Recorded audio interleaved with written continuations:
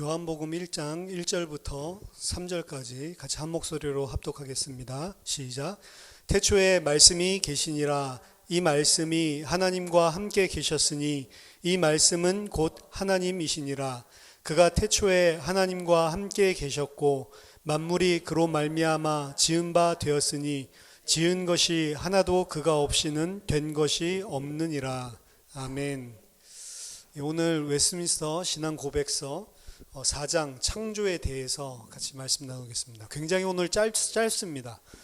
짧고 그리고 가장 어떻게 보면은 핵심적인 내용이기도 합니다. 어떻게 보면 왜냐하면 이 창조라고 하는 것이 하나님과 그리고 인간 피조물을 구분하는 가장 근본이고 저희들이 하나님의 백성답게 하나님의 영광을 나타내며 산다라고 했을 때 창조주 하나님을 창조주 하나님으로 인정하고 내 자신이 피조물인 사실을 인정하고 사실은 그게 하나님의 영광이 나타나는 것입니다.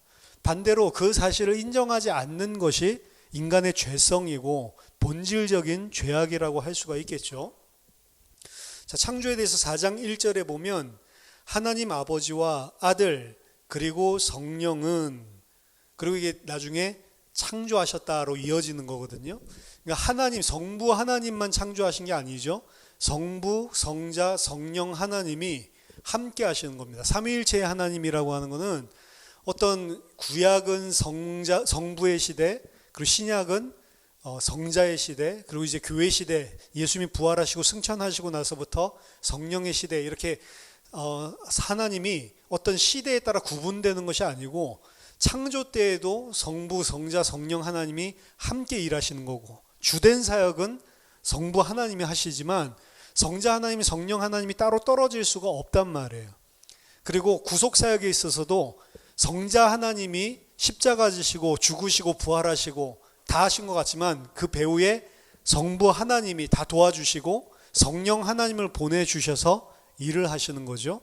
성령 시대도 마찬가지입니다. 성부와 성자로부터 성령이 역사를 하는 거지 따로 떨어진 것이 없단 말이죠. 그래서 획일적인 성부 시대, 성자 시대, 성령 시대 이런 세대주의적인 이런 구분은 사실은 잘못된 것입니다. 창조 때부터 성삼위 하나님이 함께 일하시는 거란 말이에요.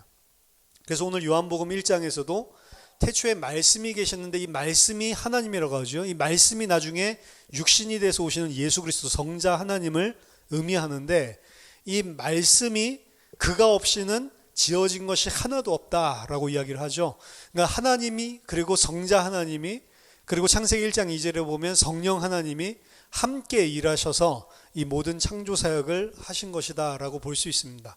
그래서 성자 하나님 예수 그리스도 창조주시고요. 성령 하나님도 창조주시고 그것을 따로 구분할 수가 없다는 거죠. 자, 이 삼위의 하나님이 태초에 그의 영원한 능력과 지혜와 선하심의 영광을 나타내기 위하여 하나님의 영광을 창조를 통해 나타내시는 거죠. 창조 세계는 하나님의 영광을 드러내는 것입니다. 인간이 하나님으로부터 복을 받았다라고 복된 존재로 축복받았다라고 하는 것은 우리가 생각하는 육신적인 물질적인 세상적인 어떤 것을 얻었기 때문에 축복받은 것이 아니고요. 하나님의 영광이 나타나는 것이 축복받은 상태인 것입니다. 그래서 우리가 하나님이 창조주고 내가 정말로 피조물로 그 앞에 하나님을 찬양하고 하나님 앞에 무릎 꿇을 때 그게 하나님의 영광이 나타나는 것이지 내가 어떤 일을 무슨 성취해내고 이 세상에서 말하는 어떤 목적을 달성했기 때문에 하나님의 영광을 나타내는 것은 아닙니다. 모든 것이 사실은 다 하나님의 영광을 나타내고 있는 것인데 그것을 인정하지 않는 것이죠. 그것을 보고 죄라고 하는 것입니다. 하나님의 영광을 나타내기 위해서 6일의 기간 동안 세계와 그리고 그 안에 있는 보이는 혹은 보이지 않는 모든 것을 창조했다라고 이야기합니다. 여기 보면 웨스트민스터 신앙고백서는 6일 동안의 창조라고 하는 것을 문자적으로 그대로 인정하고 고백하는 내용입니다. 사실은 17세기까지만 하더라도 문자적으로 6일 동안 창조됐다 이게 보편적인 모든 신자들의 인식이었어요. 근데 이제 18세기 때부터 이제 과학이 발전하고 또 이제 진화론이 등장을 하고 그리고 진화에 대한 많은 이런 증거물들이 나오기 시작하면서, 그리고 이 땅의 연대들을 측정을 했죠. 그 연대들을 과학적인 방법으로 측정을 하니까 그냥 몇천 년 된 것이 아니고 이거는 최소 뭐 46억 혹은 수많은 시간이 지난 것이다라고 과학적인 발견이, 현대 과학이 발전하고 난 이후부터 6일 동안 창조했다는 것과, 그리고 실제 우리 과학이 풀어낸 것들과 다르기 때문에 이제 여러 가지 다른 이론들이 거의 19세기부터 등장을 하게 되는 겁니다. 그 전까지는 문자적으로 6일 동안의 창조를 의심해 본 적이 없다는 말이죠. 근데 과학과, 현대 과학과 그리고 성경과 이 차이를 그래서 좀 생각을 해볼 필요가 있는 것입니다. 사실은 성경 17세기 칼빈 때까지만 하더라도 태양이 움직이지 지구가 움직인다, 땅이 움직인다라는 사실은 보편적으로 받아들여지지 않았습니다. 이미 16세기 때에 이제 그런 이야기들을 많이 했죠. 코페르니쿠스도 나오기 시작을 하고, 그리고 갈릴레오 이야기도 일화도 유명하고 이러지만, 당시에 이제 성경을 가지고 있는 세계관 속에서, 우주관 속에서 해가 움직이는 거지, 이 땅이 하나님이 만물을 지으신 중심이고 우주의 중심이지 어떻게 지구가 움직이냐, 땅이 움직이냐. 그리고 봐라, 분명히 태양이 동에서 서로 움직이는 거지 어떻게 지구, 땅이 움직인다고 하냐. 이거 성경을 안 믿는 거다. 그래서 이단 사상이다라고 해서 지동설을 주장하면 다 아예 그 교회에서 쫓아내고 출교를 시키고 혹은 아예 죽여버리고 이런 생명의 위협까지 사실은 받았단 말이죠. 그리고 칼빈만 하더라도 굳건하게 이 지동설을 믿었습니다. 근데 지금은 지동설 믿는 사람들이 거의 없죠. 근데 지동설, 천동설에 대해서 인터넷 찾아보면 아직도 지동설 믿는 사람들이 있습니다. 그래서 지금 인공위성이다 뭐다 이거 다 거짓말이다.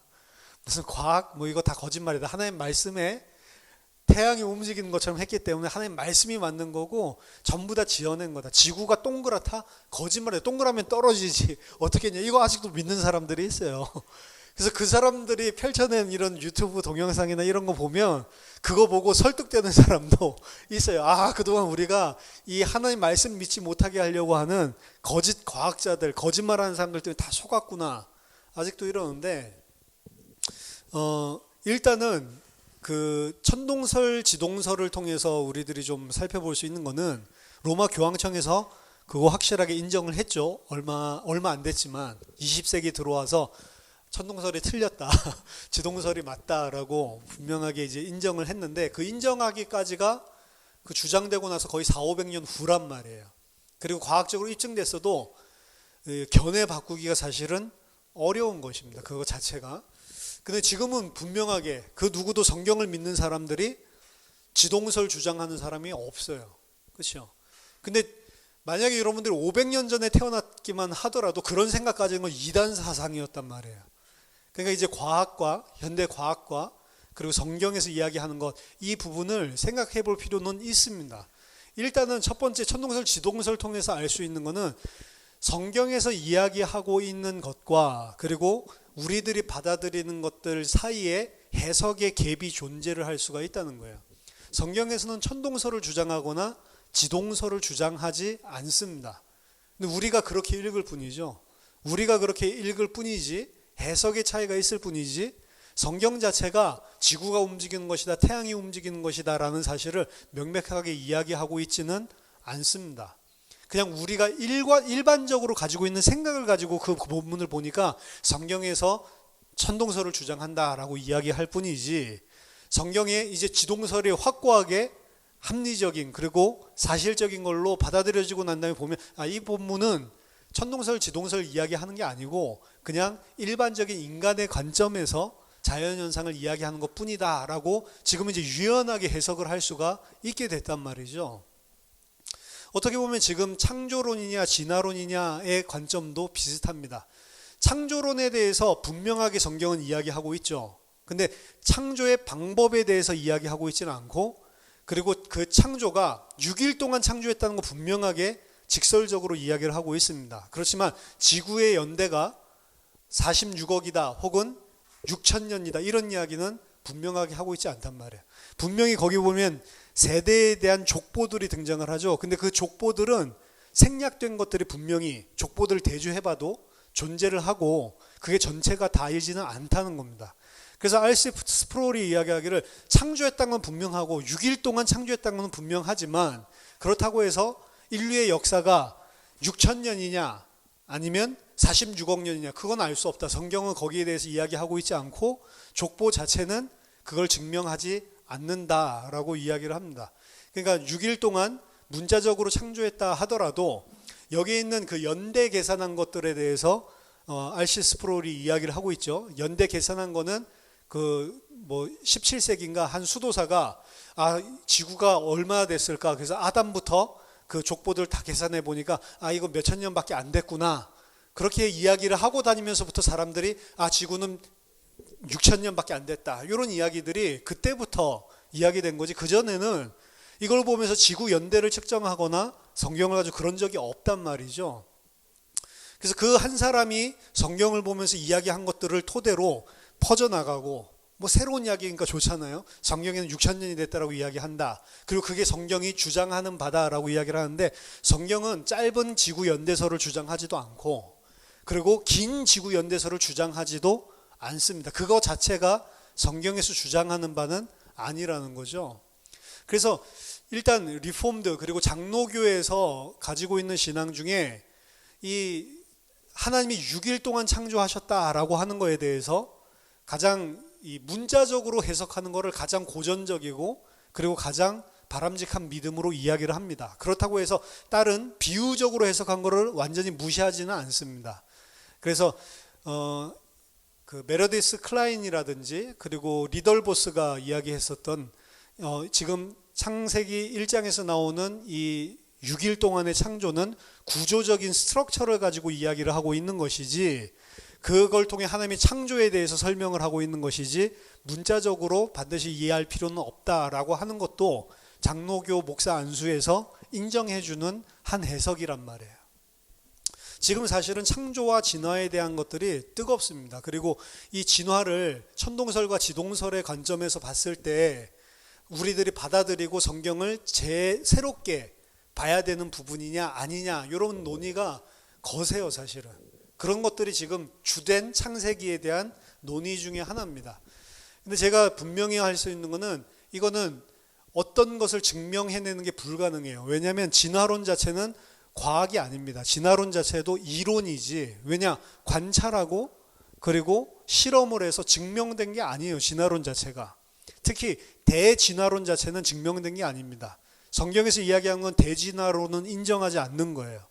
기본적인 우리의 신앙은. 대진화론은 뭐냐면 단일 세포 하나 똑같은 공통분자 하나에서 모든 것들이 다 진화했다는 거예요. 그 이유는 뭐냐? 뭐 아메바 같은 단일 세포랑 우리들이 가지고 있는 세포랑 비슷하다는 거예요. 그러니까 요거 하나 가장 단순한 그런 생명체, 가장 단순한 어떤 물질로부터 모든 것이 다 진화해 왔다라고 하는 것을 주장하는 게 이 대진화론입니다. 소진화론은 그거 인정하지 않아요. 각각 하나님이 창조하셨지만 그 창조하신 그 족 안에서는 어떤 환경적인 거나 어떤 그 돌연변이 같은 유전자적인 요인에 의해서 변화들이 일어날 수 있다라는 것을 인정하는 겁니다. 그래서 원숭이는 무조건 원숭이인 거예요. 원숭이 안에서 약간 변화가 있을 수 있겠죠. 사람은 사람인 겁니다. 근데 사람도 환경에 따라서 달라질 수 있다는 거예요. 피부 색깔도 눈 색깔도 그리고 발달하는 것들도 차이들이 다 있을 수 있다는 거죠. 그래서 소진화론은 인정을 하는 겁니다. 여러분들이 알아두셔야 될 거는. 근데 대진화, 종과 종 사이의 진화는 불가하다라고 이야기를 하는 거예요. 근데 종과 종 사이의 진화라고 하는 것은 증명할 수가 없고 하나의 가설이고 이론이라는 것입니다. 진화론자들이 주장하는 것 가장 확실한 증거가 화석 증거인데 대진화론자들이 모여서 본인들이 결론 내리기를 대진화론을 가장 가로막는 가장 말도 안 되는 허구가 화석을 통한 증명이다라고 이야기를 하는 거예요. 그러니까 이 화석을 통해서도 그 증명할 수 있는 것은 아닙니다. 일단 진화론도 어떤 그 증명된 사실이 아니고 그 진화론이라는 론 자체가 어떤 하나의 이론일 뿐이고 창조론 자체도 창조를 관찰하거나 이런 사람이 없어요. 그냥 성경에서 말한 걸 믿을 뿐이지. 그러니까 창조론 자체도 증명해낼 수는 없는 겁니다. 우리가 불신자에게 창조가 맞다라는 걸 증명해내서 그들을 굴복시킬 수도 없고요. 진화론자가 창조론자를 굴복시킬 수도 없는 거예요. 그럼 뭐냐? 창조론이다 진화론이다 이 둘 다 증명된 과학이 아니고 믿음의 영역이에요. 진화론을 믿는 자도 진화론을 믿는 거고요. 창조론을 믿는 자도 창조론을 믿는 것입니다. 근데 어떤 것이 더 합리적일까라고 하는 것은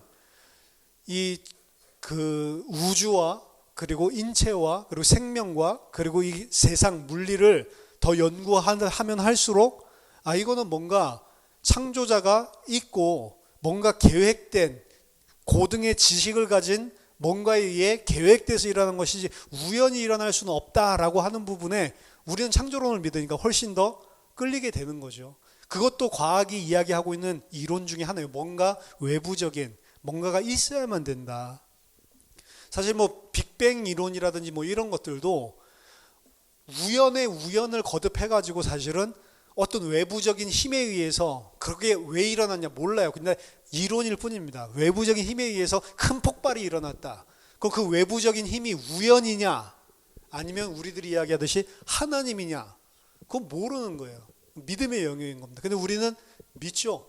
창조주는 하나님이고 그 하나님이 그 과학자들이 이야기하는 외부적인 힘의 원동력이다. 만약에 어떤 입자 하나에서 빅뱅이 발생해가지고 우주가 발생된 거라면 그 빅뱅을 발생하게 한 외부적인 힘은 하나님이지 우연이 되는 법은 없다. 사실은 우연이라는 걸 따지는 것들이 너무나 우스운 거예요. 항상 이들이 주장하는 것은 긴 기간과 그리고 우연의 우연을 거듭한 건데 그 확률로 따지면 그렇게 이야기하죠. 10원짜리를 63빌딩 높이로 쌓아놓고 거기에서 내가 10원짜리 하나를 던져놓고 그리고 그 10원짜리를 눈을 감고 막 헤집어서 찾아낼 수 있는 확률. 그 확률이 얼마나 되겠어요? 63빌딩 높이만큼의 10원짜리 안에 내가 던져놓은 10원짜리를 막 눈을 감고 헤집어서 찾아낼 수 있는 확률. 그 확률을 몇 번 곱한 것보다도 더하단 말이에요. 그러니까 그런 우연을 믿는 것보다 창조론을 믿는 믿음이 훨씬 더 쉽다라고 이야기를 하는 거죠. 웨스민스터 신앙고백서에서는 이게 개혁주의 신학 그리고 17세기에 만들어진 이런 최종적으로 확립된 거기 때문에 6일간의 문자적인 것들 분명하게 여기는 강조를 하고 있죠. 여러분들이 6일간의 창조를 나는 문자적으로 믿는다. 그 나쁜 믿음이 아니고 그게 무식한 믿음이 아니고 사실은 좋은 믿음입니다. 저는 그렇게 믿는 것보다는 구조적으로 보는 게 더 맞다라고 생각을 하지만 비유적으로 보는 게 더 맞다라고 생각을 하고 저는 그렇게 표현된 거다 창세기 1장은 이렇게 생각을 하지만 6일간에 창조하셨다라고 믿는 것도 훨씬 더 성경을 그대로 믿는 믿음이란 말이에요. 더 좋은 믿음일 수 있습니다. 그렇게 돼야지만 안식일이라든지 뒤에 나오는 규정에 훨씬 더 해석이 자연스러운 부분들이 있단 말이에요. 구조적으로 봤을 때는 나중에 이 하나님이 안식일 제정하시는 법을 주실 때 그때 6일 동안 창조하셨다라고 하는 그 문자적인 24시간 하루랑 비교를 해볼 때 약간 무리들이 생기는 거예요. 모든 문자적인 해석이든 혹은 비유적인 해석이든 다 약점들은 다 있습니다. 근데 분명한 것은 있어요. 하나님이 창조하셨고 분명히 창세기 1장에서는 6일 동안 모든 것을 창조하신 것처럼 문자적으로 표현을 해놨다는 것입니다. 그래서 웨스민스터 신앙고백서에서는 성삼위 하나님이 만드시되 6일 동안 창조했다. 문자적인 이 창조설을 고집하고 집어넣고 있습니다. 그리고 이 부분은 상징적인 건 그럼 다 틀렸냐? 웨스민스터 신앙고백을 공격하는 거냐? 그렇게 극단적으로 볼 필요는 없고요. 거기에 대한 이 해석에 대한 차이는 있다. 단 한 가지 제가 인정하는 것은 그럼 왜 구조적으로 해석을 하는 게 갑자기 튀어나왔냐라고 하는 거는 이 진화론이라든지 이런 과학적인 발견 이런 것들 때문에 뭔가 새롭게 해석을 해야 되는 게 아니냐 이게 출발점인 거는 맞아요. 그러니까 이런 과학적인 발견이 없었다면 이걸 그렇게 재해석할 이유가 원래는 없었다는 거죠. 그럼 그게 나쁜 거냐? 천동설, 지동설을 생각을 해보시라고요. 아무튼 지금 진화론에 대해서 이야기하고 있는 사람들 중에 거의 무신론적인 진화론을 주장하고 있는 사람은 모든 것들이 다 우연에 의해서 자연 발생한 것처럼 이렇게 이야기를 하고 있는 것이고, 창조를 믿고 있는 사람도 진화를 인정하는 부분들이 있다. 소진화론에 대한 거, 대진화론은 아니라는 거, 이 정도는 우리들이 알고 있으면 좋겠습니다. 6일 기간 동안에 세계와 그 안에 있는 보이는 것과 보이지 않는 모든 것을 창조하셨는데 하나님의 보시기에 좋았더라. 매우 좋게 창조했다라고 이야기하는 거죠. 자, 여기에서 이제 우리가 생각할 거는, 우리들이 흔히 영지주의적인 영향을 받아서 잘못된 영적인 것과 육신적인 것을 구분하면서 영적인 거는 좋은 것, 육신적인 건 나쁜 것, 이렇게 이분설로 나눠서 하는 거예요. 예를 들어서 맛있는 음식 먹으면 좋잖아요. 좋죠. 그리고 맛없는 음식도 있잖아요. 그 맛있는 음식을 먹는 것 자체가 나쁜 게 아니란 말이에요. 그거 먹으면서 너무 맛있다, 이거 진짜 맛있다, 좋은 거라고요. 그거 자체가 죄는 아닙니다. 단 좋은 것인데 그것을 항상 죄가 개입할 때는 그 자체, 물질 자체가 좋고 나쁜 게 아니고 인간의 죄성이 결합이 됐을 때, 그래서 좋은 음식 먹는 건 좋은 거죠. 근데 탐심이 있고 그 욕심을 부려가지고 먹는 거에 집착을 하고, 먹는 거에 대해서 이 뭔가 음식에 대한 굉장히 이 탐심 부리는 사람들 있죠. 탐식하고 이런 것들 자체는 죄가 충분히 될 수가 있습니다. 술에 대한 것도, 술도 음식으로 먹으면 나쁘지 않다라고 이야기를 하잖아요.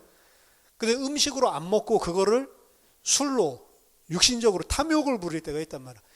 내가 탐욕을 부리지 않는다는 것은 있어도 괜찮고 없어도 괜찮아서 다스릴 수 있어야 돼요. 있어도 괜찮고 없어도 괜찮고 그거를 다스릴 수 있고, 상황에 따라서는 내가 더 좋은 하나님의 뜻과 교회 공동체를 위해서 포기할 수도 있어야 됩니다.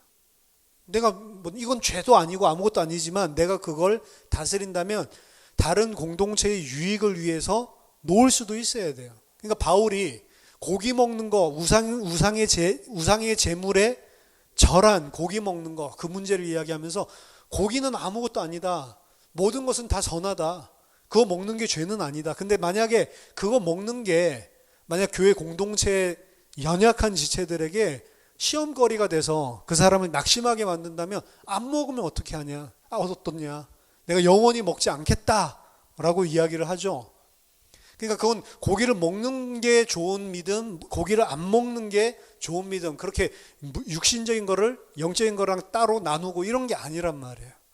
근데 무엇이 더 하나님이 교회를 세워나가고 그리고 하나님의 뜻을 이루는데 유익할까에 따라서 분명히 그건 선악의 구분이 아니지만 내가 교회의 유익을 위해서 포기할 수도 있고, 그리고 교회의 유익을 위해서 자제할 수도 있고, 이렇게 할 수 있는 영역이 돼야 되는 거지, 그것 자체를 가지고 계속 주장한다는 거, 남 다 시험 드는데 그건 아니야, 너희들이 강한 믿음 가져야지, 그걸 주장하는 것 자체도 틀렸다는 거죠.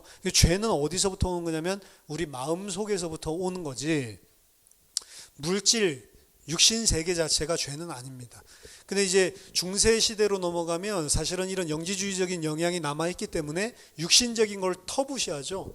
그래서 육신을 막 괴롭게 하고 고행을 하는 것, 그리고 육신적인 어떤 그 성적인 거나 결혼 이런 것들 자체도 악하게 봐서 결혼을 안 하면 하나님을 더 잘 섬기는 거고, 결혼을 하면 이미 육신적인 여자를 사랑하고 그리고 육신적인 성적인 부분에 빠졌다라고 해서 그거는 죄고, 이렇게 해서 신부들도 결혼하지 않고, 그리고 더 하나님께 영광 돌리려 하면 막 자기 육신을 막 괴롭히고 이렇게 하죠.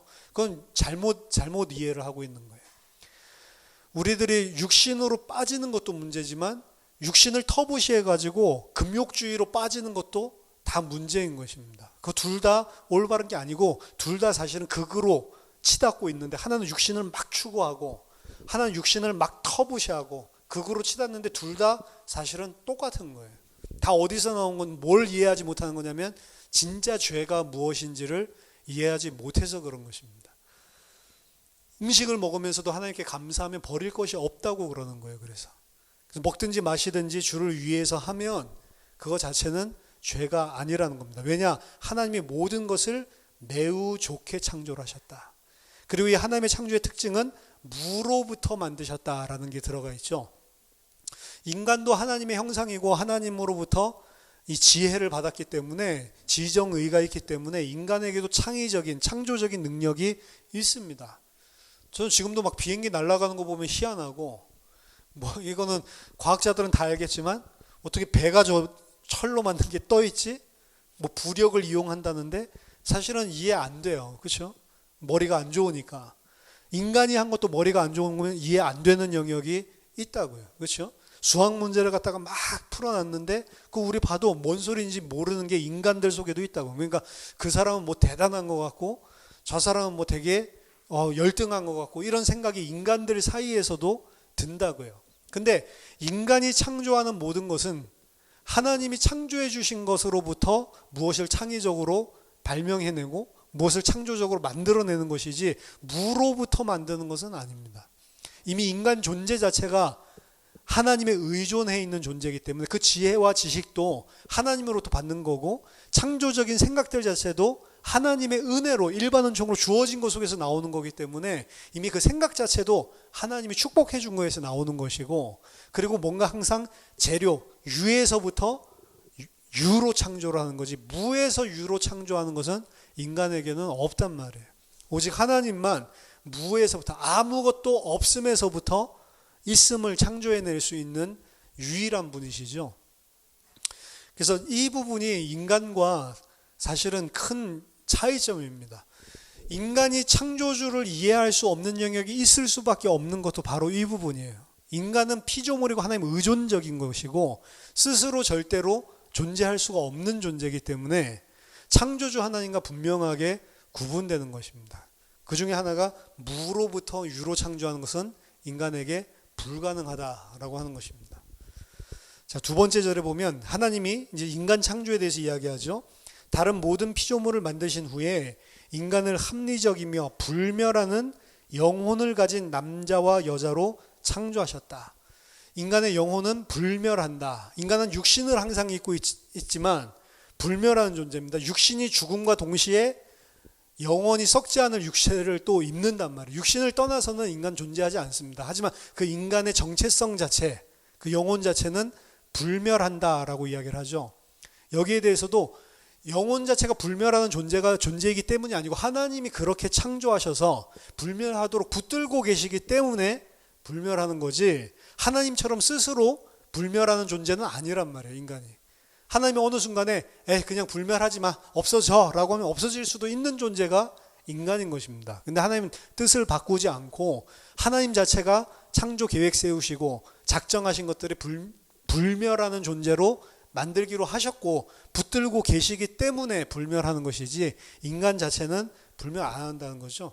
그래서 R.C. 스프롤도 이 부분에 대해서는 이 부분은 좀 잘못됐다라고 웨스민스터 신앙고백서에 자기가 마음에 안 드는 부분 중에 하나다라고 이야기를 하는 이유로 마치 인간 스스로가 불멸하는 존재인 것처럼 여길 수 있다 이렇게 생각을 하도록 만드는 어구기 때문에 그 부분은 조금 만약 자기가 그때 18세기에 만약에 자기가 살아가지고 17세기에 살아가지고 그들과 함께 논의를 했더라면 아마 이런 문구는 좀 수정돼서 나왔을 것이다 라고 이야기를 합니다.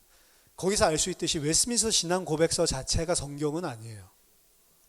성경 안에 있는 그 원리들이나 이야기하고 있는 주제들을 잘 뽑아놓고 너무나 잘 정리한 진짜 우리가 배워야 될 게 많은 신앙 고백서인 건 맞지만 이게 성경에서 나왔기 때문에 그런 것이지 이것 자체는 인간의 해석이 들어가 있기 때문에 부족한 부분들이 충분히 있을 수 있는 겁니다.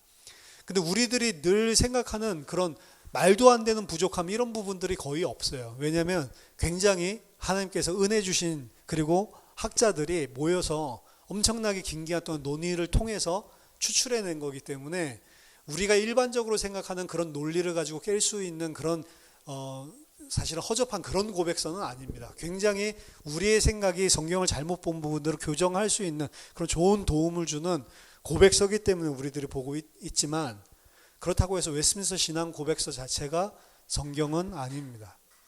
그래서 설교할 때 이제 한때 교조주의 그리고 교리주의에 빠졌을 때가 있어요.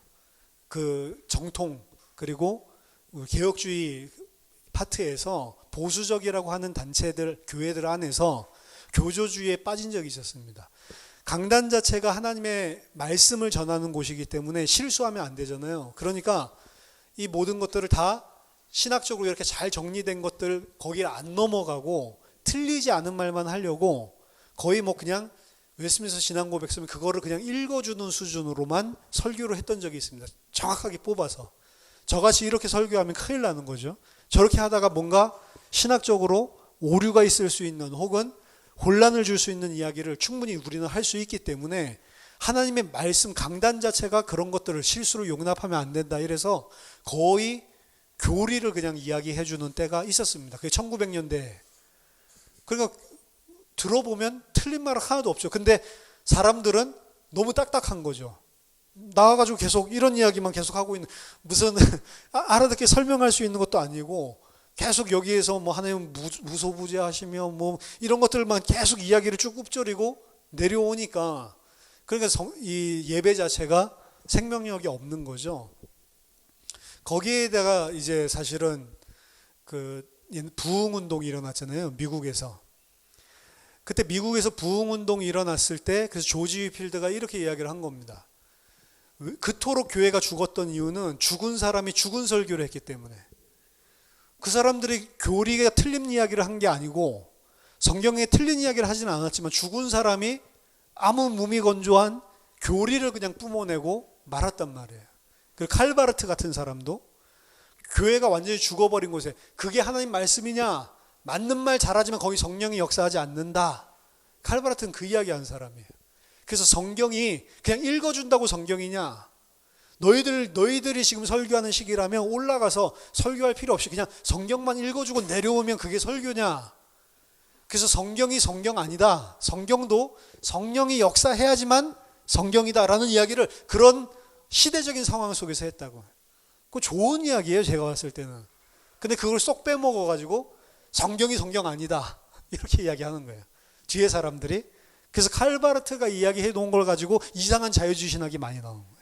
칼바르트는 그런 중심을 가지고 한 사람은 아니고 굉장히 실천적이고 그리고 교회 자체가 교조주의로 빠져나간 거에 핵폭탄을 던진 사람인데 그 사람의 의견을 가지고 지금은 하나님의 말씀이 하나님의 말씀 아니다.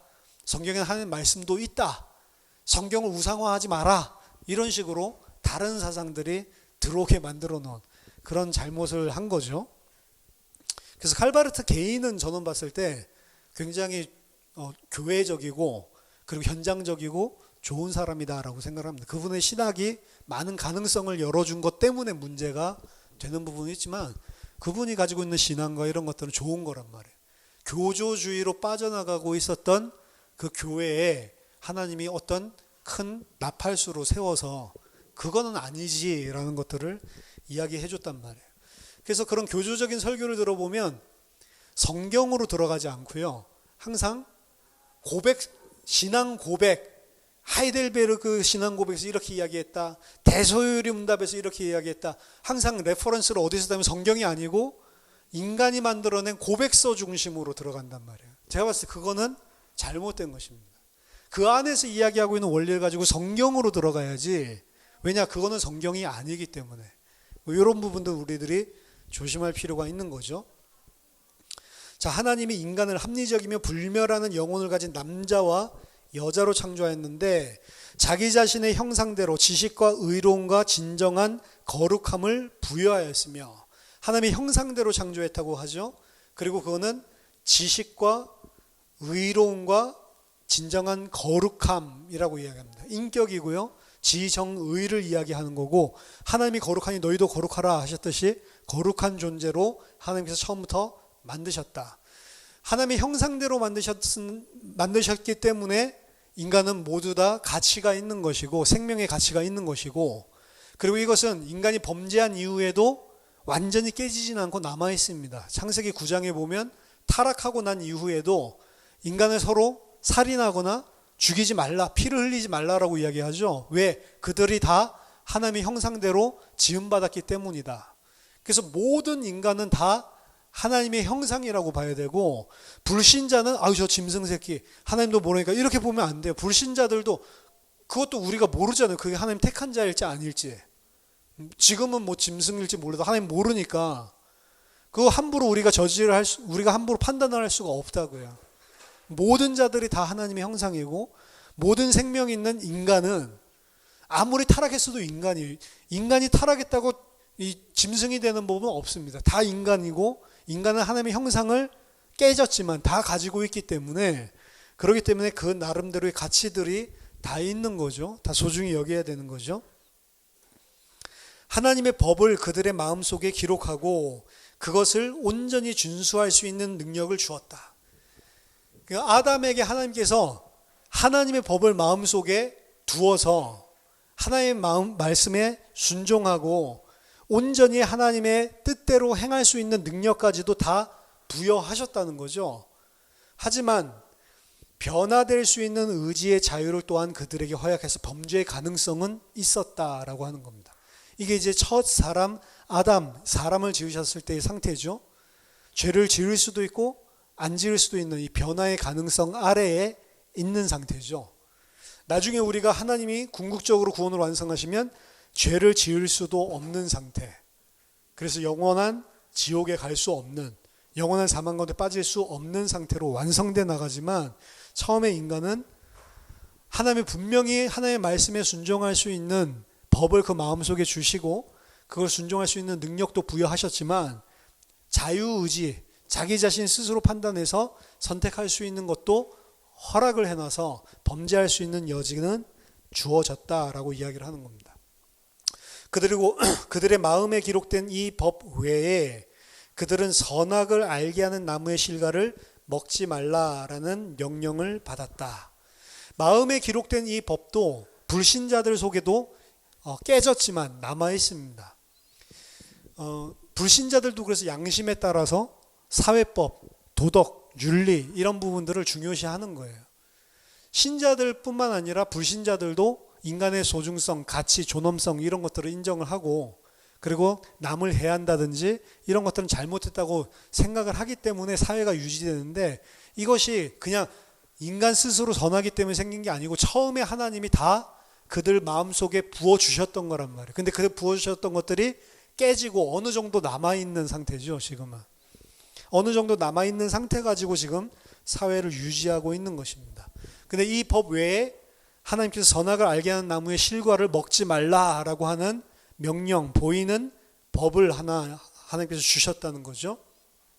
그 보이는 법을 지키는 동안에는 그 지키는 동안이란 것은 내가 피조물이고 하나님은 창조주고 이 사실을 인정하는 순종하는 아들의 모습을 가지고 있을 때 그 순종하는 아들이 되었을 때는 하나님과 교제를 가지며 행복하였고 피조물 위에 군림하였다. 그럼 거꾸로 그 교제, 그 하나님의 순종하는 부분이 깨졌을 때 하나님과의 교제가 끊어지고 참된 행복이 깨지고 그리고 피조물에 군림하는 게 아니고 피조물을 섬기면서 살아가게 되는 거예요. 그래서 하나님의 형상으로 회복되고 하나님의 자녀가 됐다라고 하는 것은 어떤 관계로 다시 회귀한 거냐면 내가 피조물이고 하나님이 창조주다라고 하는 이 관계로 회귀한 것인데 이 회귀한 상태에 있는 동안에 뭐가 회복된 거냐? 하나님과 교제가 다시 회복된 것이고 그 안에 있는 행복이 회복된 것이고 그 사람은 피조물 위에 군림하는 거예요. 그러니까 이 사람이 온전히 하나님을 섬길 수 있는 겁니다. 이 관계가 회복되지 않은 사람은 피조물을 섬기고 하나님과의 관계가 깨진 것이고 이것이 회복된 자는 하나님과의 관계가 회복되면서 피조물 위에 군림하는 거예요. 그래서 우상을 숭배하지 않는 것입니다. 내가 피조물에 분명히 육신적으로 의존해서 살고 있음에도 불구하고 이것이 의존할 것이 아니고 하나님께 내 생명을 의존한다라고 이 사람은 믿는 거예요. 그러지 않으면 우리는 절대로 피조물 위에 군림할 수가 없는 것입니다. 피조물을 쫓아가고 피조물을 섬기는 거죠. 하나님을 그 피조물을 얻기 위해서 이용해 먹는 수준에 머무를 수밖에 없는 거죠. 그래서 진짜 하나님과의 교제를 가지고 행복한 사람은 세상을 다스리게 되는 겁니다. 세상을 통치하게 되는 거예요. 통치하게 되고 다스리고 군림하니까 그걸 많이 취하는 게 아니고 바울이 말했듯이 취해도 괜찮고 안 취해도 괜찮은 정복의 상태에 올라가게 되는 것입니다. 사실 그 부분으로 나아가는 거예요. 우리가 무슨 상황과 환경에 매이고 물질과 이 세상에 매였을 때는 그것이 있으면 행복하고 그것이 없으면 슬프고 힘들고, 요거는 군림하고 있는 게 아니고 다스림을 당하고 있는 상태죠. 근데 그게 아니고 피조물은 내가 섬기는 게 아니고 하나님만 섬기고 하나님으로부터만 모든 게 나오는 거다. 이 교제가 회복된 사람은 이제 거기에 군림을 하게 된단 말이에요. 정복을 하게 되면 이제 이것을 통해서 행복하고 이것을 통해서 고난을 받고, 이게 아니고 이것과 다른 하나님 안에서 행복하고 교제하고 그 안에서 참 행복, 참 생명을 찾는 거죠. 이 상태가 되도록 우리가 나아가는 거예요, 사실. 그래서 우리가 하나님의 백성으로 성장하는 것은 사실 이 상태로 계속 성장을 해 나가는, 이 지향점을 가지고 성장해 나가는 거예요. 아직도 여전히 세상에서 우리가 자유롭지 못하고 해방되지 못하고 정복당하고 있는 이런 부분들을 하나님과 나와의 창조물과 피조물과의 관계를 분명히 알아갈수록 하나님을 온전히 의지하고 이것들을 의지하지 않는 쪽으로 우리들이 세워져서 나가는 것입니다. 그 상태가 행복한 상태고 하나님과 교제를 하는 상태고 하나님 보시기에 매우 좋았다라고 하는 상태란 말이에요. 그래서 창조에 대해서 오늘 간단합니다.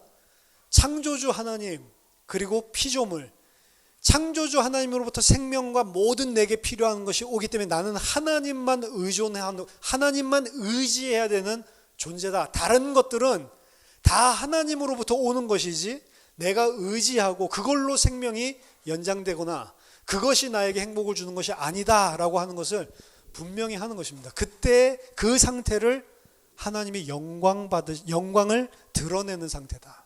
영광을 나타내는 상태다. 그리고 그게 복된 상태다라고 하는 것입니다. 그래서 오늘 창조에 대해서 알아봤는데, 창조주와 그리고 피조물, 내가 어떤 하나님 앞에서 어떠한 위치에서 서야 되는가, 그것이 분명할 때 하나님의 영광이 나타나고 있는 단계다. 그렇게 생각을 하시면 되겠습니다. 저와 여러분들이 하나님을 창조주로 그리고 피조물에 의존하지 않고 그 창조주이신 하나님만 의지하는 그런 믿음의 사람들로 항상 세워지고 승리하시기를, 그래서 전 세상을 정복하고 군림하고 다스리는 하나님의 형상이 되시기를 예수 이름으로 축원합니다. 하나님 아버지 은혜를 감사드립니다.